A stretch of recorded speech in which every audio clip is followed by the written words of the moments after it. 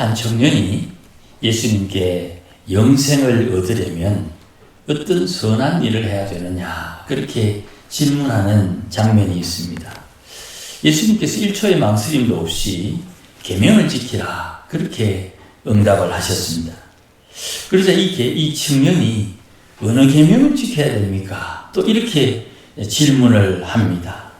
그때 예수님께서 하지 마라 하는 10계명 중에 하지 말라는 계명을 먼저 언급하시고 그리고 나중에 하라는 말씀을 언급합니다. 하지 말라는 말씀은 살인하지 말라, 간음하지 말라, 도적질하지 말라, 거짓 증언하지 말라 그렇게 언급을 하시고 연이어서 부모를 공경하라, 내 이웃을 내 자신과 같이 사랑하라 그렇게 말씀을 합니다. 그러자 이 청년이 이 계명을 다 지켰다고 말을 합니다. 그래서 예수님께서 다시 그 청년에게 계명을 지키지 못하고 있다는 것을 깨우치기 위해서 청년이 부자이니까 너의 소유를 다 팔아 가난한 자들에게 나누어 주고 예수님을 따르라 그렇게 요청을 합니다. 그랬더니 이 청년이 근심하며 떠났다 그렇게 말씀을 합니다. 갑자기 10계명을 다루다가 6계명부터 다루는 이유가 예수님께서 이 청년에게 응답하는 것을 힌트 삼아 6계명을 먼저 좀 다루려고 합니다. 하라 하신 말씀과 하지 마라 한 말씀이 섞여 있는데 하나님을 사랑하고 하나님을 섬기고 하나님을 아는 것 그리고 하나님께서 정하신 창조의 질서를 알고 난 뒤에 인간 세상에서 통용되는 삶의 기준이 하지 말라는 것이 먼저 나오고 그리고 하라 하는 말씀이 이어집니다. 그러니 이 10계명은 먼저 하나님을 아는 것에 힌트가 있습니다. 하나님을 알아야 됩니다. 성경은 선지자를 통해서 힘써 여호와를 알아야 된다 그렇게 말씀을 하시고 그 다음에 이 이스라엘 하나님께서 정하신 질서 이 질서는 제가 언젠가 말씀드리기에 5가지라고 말씀을 드렸지요. 하나님과 나와의 관계 또 사람과 나와의 관계 또 사물과 나와의 관계 그리고 내 몸뚱아리에 내 몸에 정하신 하나님의 질서가 있고 하나님이 창조하신 각 사물마다 그 본유의 특징이 있다 그렇게 말씀을 드렸습니다. 이 5가지의 질서가 우리의 사람 살아가는 모든 행실 속에 자연스러워야 됩니다. 그러니 하나님께서 정하신 질서를 따른다는 것은 하나님을 경외한다 하는 말의 다른 표현이 되는 것입니다. 아브라함이 하나님을 경외했다 할 때에 하나님께서 정하신 그 질서의 우선순위를 아브라함은 깨달았다는 것을 우리가 이해해야 됩니다. 하나님보다 더 사랑하는 것이 없을 때 하나님을 경외하는 사람이라고 칭찬을 받는 것입니다. 그렇다고 아브라함이 백세에 얻은 그 아들을 무시하거나 후순위에 두는 것은 아니죠. 하나님의 인도하심을 따라 하나님께서 주신 복을 나누어 주는 것입니다. 그리고 이제 인간 세상에서 통용되는 기준 이것을 몇 가지 살피시고 동시에 하나님께서 권장하시면서 금하시는 계명이 6개가 되는 것입니다. 인간 세상에서 통용되는 기준을 통해서 하나님은 사람의 죄를 깨우치시고 동시에 죄를 이기는 방법을 우리에게 제공해 주시는 겁니다. 이게 좀 어려운 것 같아요. 하나님께서 우리의 죄를 지적할 때에 우리는 움츠려듭니다. 그리고 하나님께서 죄를 이기는 방법을 주실 때에 우리는 그것이 불가능하다고 생각을 하는 것 같아요. 하나님께서 궁극적으로 우리에게 요구하시는 사람의 모양은 죄를 이기는 사람을 요구합니다. 하나님께서 우리에게 찾아오셔서 나는 너가 죄를 이기기를 원한다. 그렇게 말씀하실 때 사람이 어떻게 죄를 이길 수 있습니까? 이렇게 응답을 합니다. 아예 생각에 죄를 이길 수 없다고 생각하는 경향이 있어요. 그래서 죄를 짓고 죄를 용서받는 것으로 만족한다 이 말입니다.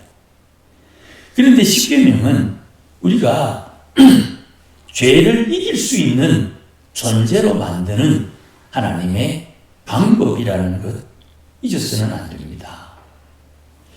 가만히 보면 이래요. 하나님께서 아담을 창조하신 뒤에 하나님께서 에덴 동산을 아담에게 맡기십니다. 그리고 아담이 죄를 범하고 난 뒤에 너희 부부의 자녀 중 아들이 너를 구원할 메시아가 된다. 그런 말씀을 하세요. 이 말을 듣고 아담이 동침해서 아들을 낳았는데 하나님에 의해서 아들을 낳았다. 그래 이름을 가인이라 정하지요. 그리고 두 번째 아들을 낳았습니다. 아벨입니다. 이 두 아들 중에 누가 우리의 구원자가 되느냐? 세월이 지난 뒤에 보니까 가인은 하나님 앞에 인정받지를 못해요. 그러나 아벨은 하나님 앞에 인정받는 사람이 됩니다. 왜 인정받지 못하고 어떻게 인정받는 사람이 되었느냐? 성경 본문에서 힌트를 찾기가 참 어려워요.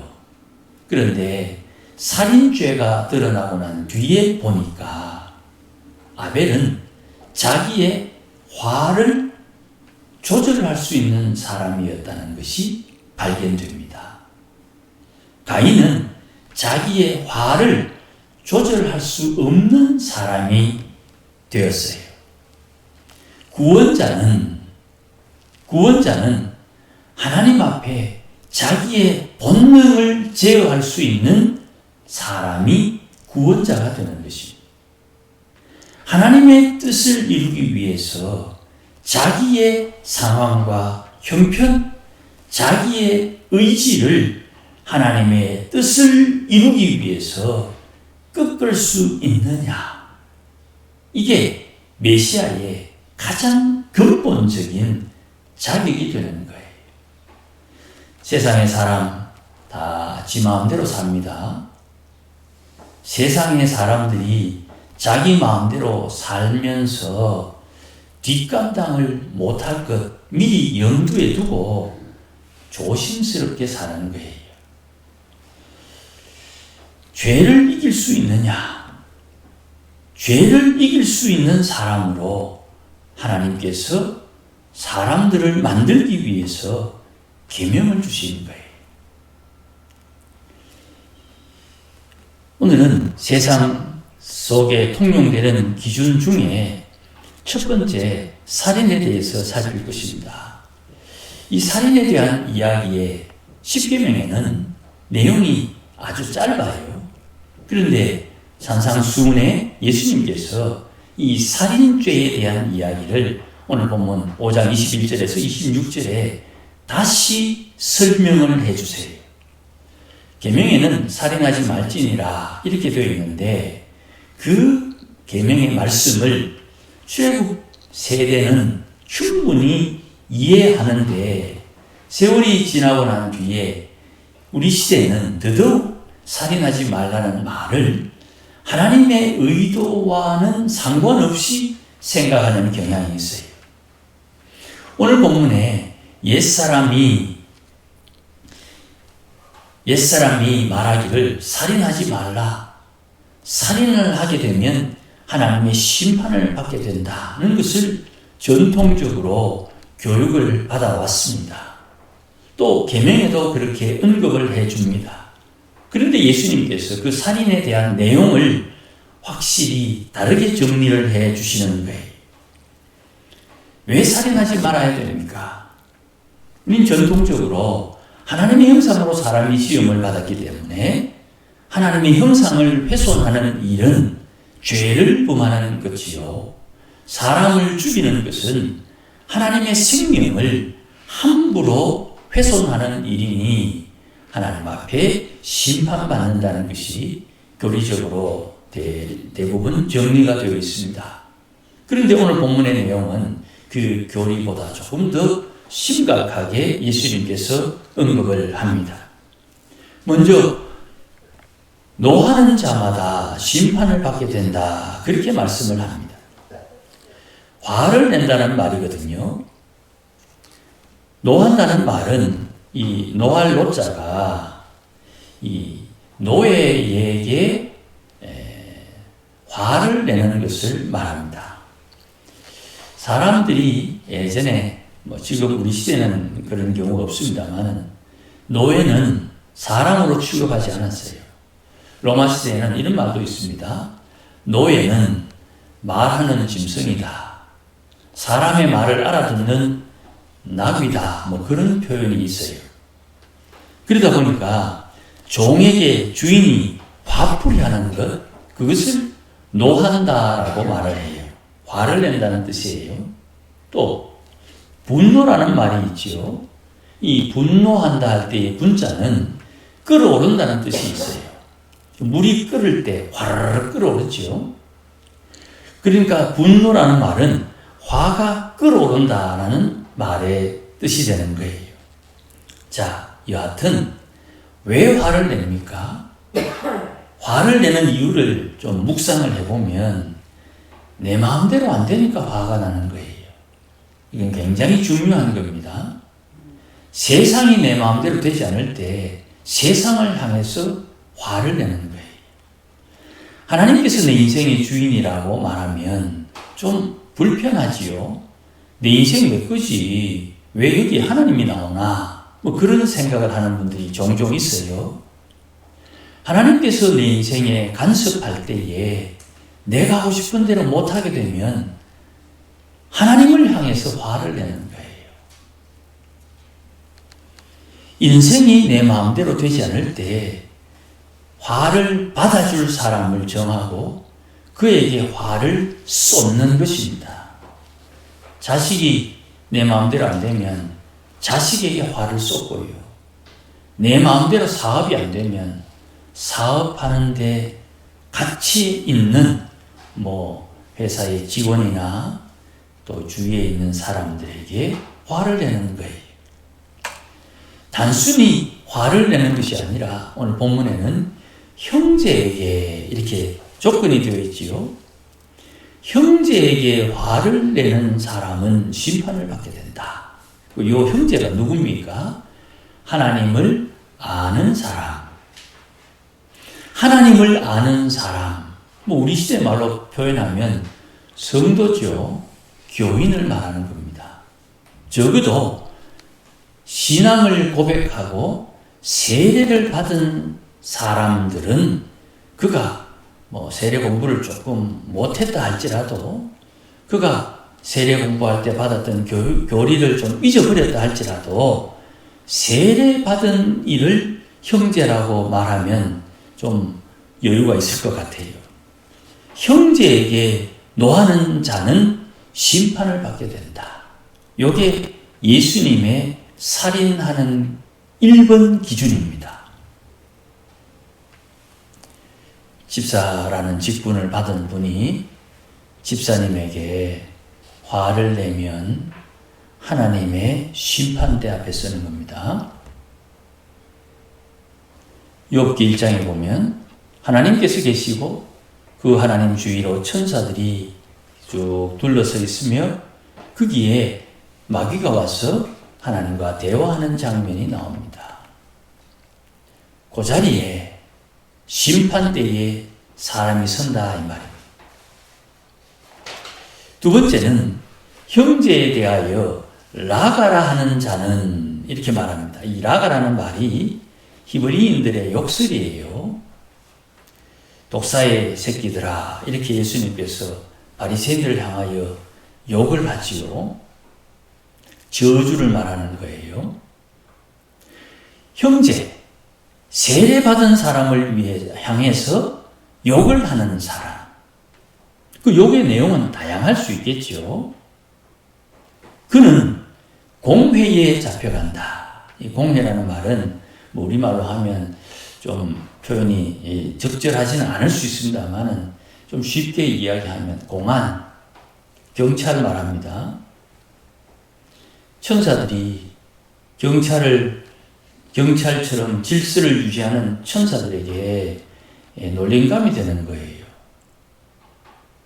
형제에게 욕하는 사람, 또 세 번째 미련한 놈이라 하는 사람 이렇게 되어 있는데 형제에게 미련하다고 말하는 거거든요. 미련하다는 말은 하나님을 모르는 사람이란 뜻이에요. 그러니까 하나님을 믿는 사람에게 하나님을 모르는 사람이라고 하는 게 엄청난 저주가 된다 이 말입니다.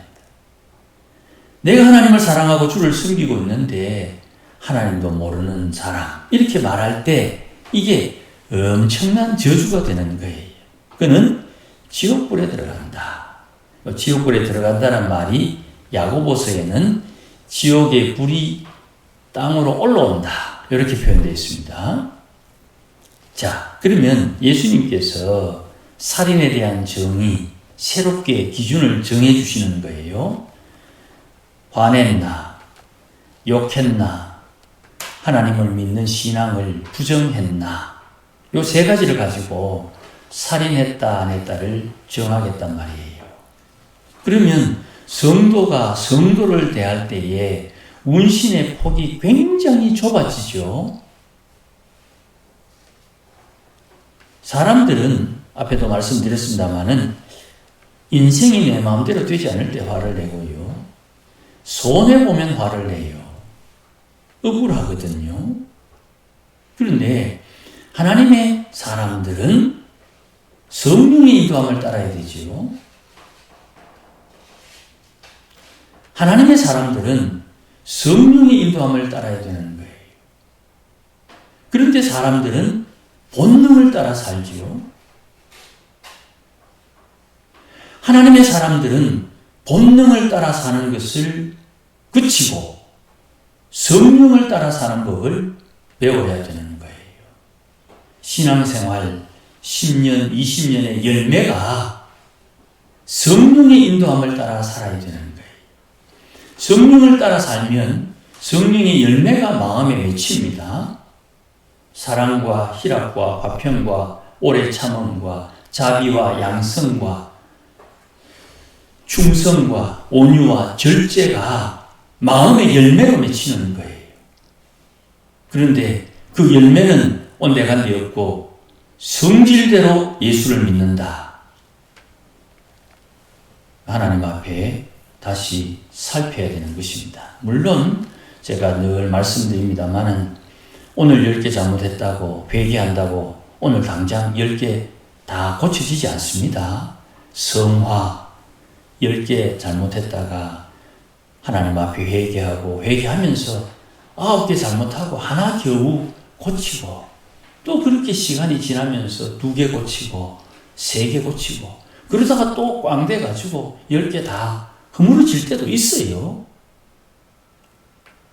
성화라는 것이 당장 새로워지고 삐까뻔쩍해지는 것 아닙니다. 부족함이 있고 허물이 있어요. 그런데 그걸 부정한다 이 말이에요. 하나님 앞에 우리의 삶을 돌아볼 때에 주의 정하신 기준으로 살아야지 우리 인생의 지혜, 공부한 것, 경험하는 것이 기준이 아니에요. 그게 우리 23절 이후에 나오는 겁니다. 예물을 제단에 드리다가 원망 들을 만한 일이 있으면 제물 제단 앞에 두고 화목하고 난 뒤에 예물을 드리라. 제물 제단 앞에 두고 갔다 올 때까지 예물이 제단 앞에 남아 있습니까? 그 말을 행동으로 보는 것이 25절과 26절에 있는 거예요. 25절과 26절이 예물을 제단 앞에 두고 가서 형제와 먼저 화목하고 온 뒤에 예물을 드리는 행동을 설명해 주는 거예요. 25절에 너를 고발하는 자가 너와 함께 있을 때에 화해하라 그랬죠. 고발하는 사람이 누굽니까? 1번 마귀입니다. 영적으로 우리를 고발하는 자가 따로 있습니다. 두 번째, 믿는 자 중에 우리의 행위를 고발하는 자가 있습니다. 마태복음에 의하면 모세입니다. 율법이라는 거예요.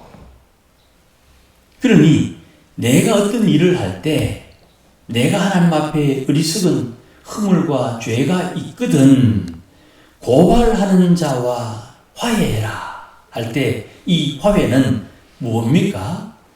회개를 말하는 거예요.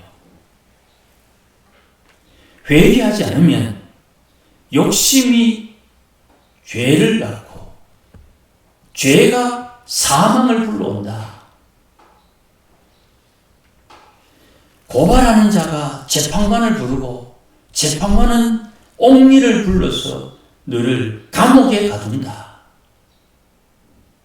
그러니 고발하는 자가 옆에 있을 때 화해해라.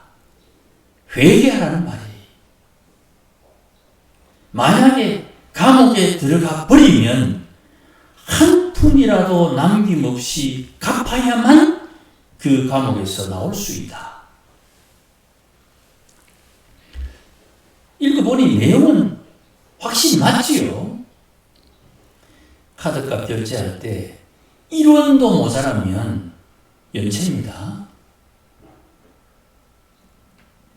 한 푼이라도 다 갚지 않으면 감옥에 들어가면 그 감옥에서 나올 수가 없습니다.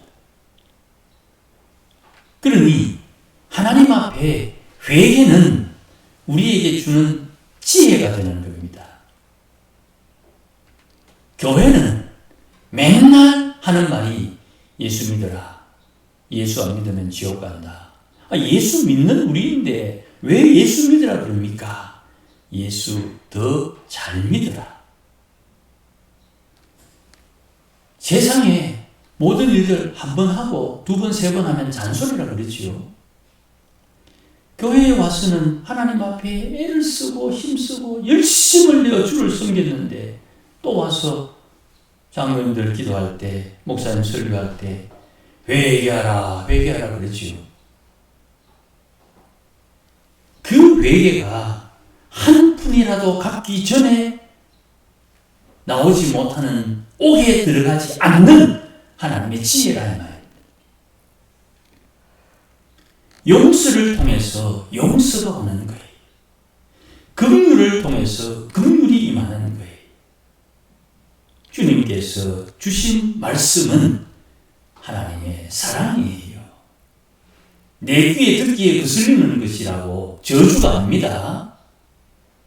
주의 본심이 드러날 때 그 본심을 이해하지 못하거나 주의 본심을 이해하지 못하거나 거부할 때 그게 저주가 되는 거예요. 그러니 주께서 말씀하시기를 살인하지 말라 할 때 그냥 전통적으로 사람 죽이는 살인 그것 포함해서 형제에게 너희가 어떻게 대하느냐에 따라 거기에 살인죄가 있다 하는 것을 오늘 본문을 통해서 우리에게 깨우쳐 주는 거예요. 혹 실수한 것 있거든 급히 화해하라. 또 주기도문에 나오는 것처럼 누군가 나에게 잘못한 것을 용서해 달라고 하거든 그냥 가슴에 진짜 사무치지 않는 것 이상은 좀 가능하면 빨리 용서를 해주는 게 좋고요. 사무친 거는 할 수 없습니다. 시간이 좀 가야 되니까 그거는 우리가 좀 이해해 줘야 됩니다. 어쨌든 살인하지 말라는 이 말씀은 사람의 인격과 관련되어 있는 것입니다. 사람의 인격을 존중해야 되는데 세상 살아보니까 이렇습니다.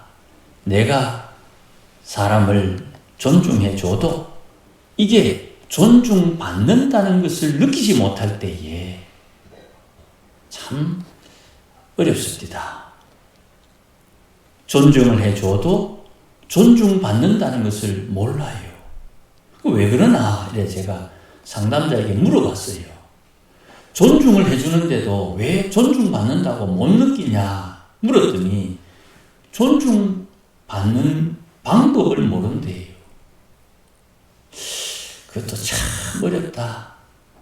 나는 잘해줘도 받는 사람이 당연한 걸 가지고 뭘 생색내려고 하나 이래 나올 수도 있고, 갑자기 생뚱맞게 안 하던 짓 왜 하지? 이렇게 나올 수도 있고, 저분이 나를 위해서 마음을 쓰는구나, 이것을 느끼지 못할 때 이런 경향이 드러나는 것 같아요. 그래서 옛날에 우리 선조들이 했던 말입니다. 아는 만큼 보인다. 아는 만큼 사랑한다. 아는 만큼 이해한다 하는 말이 있습니다. 배워야 되는 겁니다. 봐야 되는 거예요. 들어야 되는 거예요. 그것을 통해서 우리가 세상을 보고 느끼고 이해하는 폭이 점점 더 넓어져야 되는 것입니다. 며칠 있다가 우리 마을에서 또 여행을 갑니다. 여행 가는 것 좀 자주 하는 것이 좋습니다. 나와 다른 세상에 살고 있는 사람들을 보고 듣고 느끼면서 그들을 통해서 내가 인생을 아름답게 사는 방법을 깨우쳐야 되는 것입니다. 주님께서 살인하지 말라 그렇게 말씀하시면서 세 가지, 화내지 마라, 욕하지 마라, 미련한 놈이라고 하지 마라. 오늘도 하나님 앞에 근신하며 또 겸손하며 또 조심하는 우리가 되어서 하나님께서 우리에게 은혜를 주셔야만 될 그런 환경과 상황을 만드는 지혜로운 우리 모두가 되시기를 주의 이름으로 축복합니다. 기도하십시다. 하나님 아버지 고맙습니다. 깨우쳐 주시니 감사합니다. 하나님을 사랑하는 주의 본속들에게 주의 사랑을 받아 누릴 수 있도록 은혜를 허락하여 주시고 우리의 입술을 단속하여 주셔서 우리의 입에 재갈을 물려주셔서 이 새치 혓바닥으로 하나님의 복을 부르기는커녕 저주를 부르는 어리석은 자가 되지 않도록 은혜를 다하시고 우리의 마음에 주의 계명을 날마다 새기어서 하나님 앞에 죄를 이기는 하나님의 사람이 되게 하시고 혹이라도 내 의도와 상관없이 또 나도 모르게 허물과 연약함이 발견될 때마다 주 앞에 회개하는 지혜로운 믿음의 본속들이 되도록 은총을 덧입혀 주시옵소서. 오늘도 우리 가운데 주의 평강을 덧입혀 주시고 오래 참으시는 하나님의 사랑 잊지 않도록 복을 다하여 주시옵소서. 예수님의 이름으로 기도하옵나이다. 아멘. 이제는 우리 주 예수 그리스도의 크신 은혜와 하나님 아버지의 극진하신 사랑과 성령님의 충만하심과 인도하심과 성하게 하심이 오늘도 하나님 앞에 살인하지 않기로 결심하고 우리의 허물과 죄를 주 앞에 회개함으로 죄를 이기기를 소원하는 모든 믿음의 권속들 심령 위에 허물된 것 지나간 때가 족하다 믿고 다시금 하나님 앞에 거룩한 삶을 살기 위하여 힘쓰기를 다짐하는 모든 믿음의 권속들 심령 위에 우리 교회 위에 이제로 영원토록 함께 계실지어다. 아멘.